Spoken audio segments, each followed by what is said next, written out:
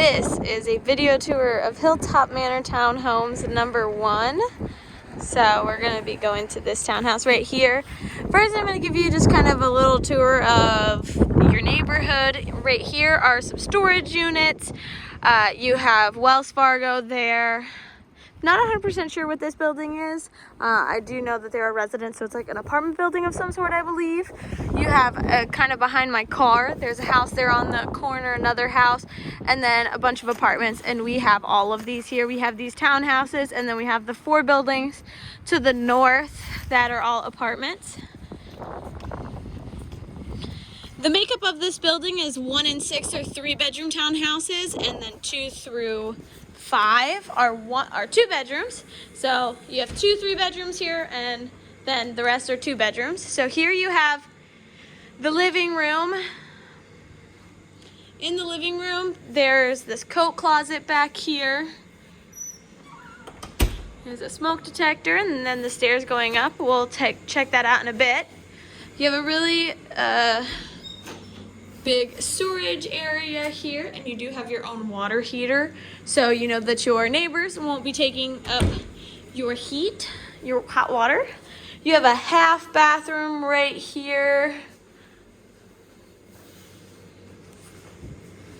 Then you have your kitchen, a fairly spacious kitchen here, nice and bright.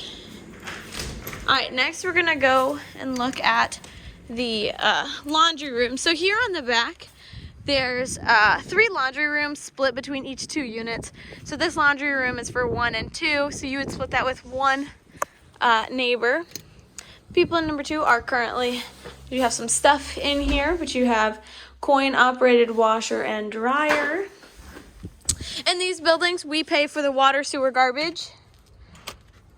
You pay for the electricity. Here's the off-street parking, and then over there behind that like silver van is where the garbage goes. So you pay the electricity. That averages about $115 a month. That average can obviously go up, it can go down. This is electric heat, so keep that in mind while you're looking at this property.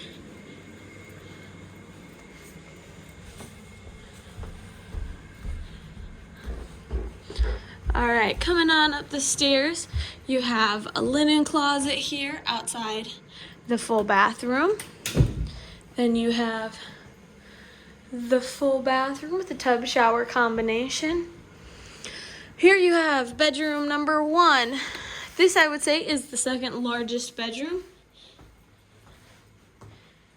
Each bedroom does have its own heat that they are able to control themselves. So each bedroom has one, the bathroom has one. The kitchen and living room, I do believe, share a thermostat.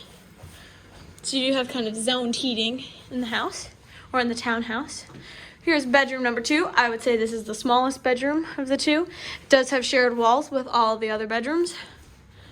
You have a closet, pretty big closet, nice, good amount of storage area.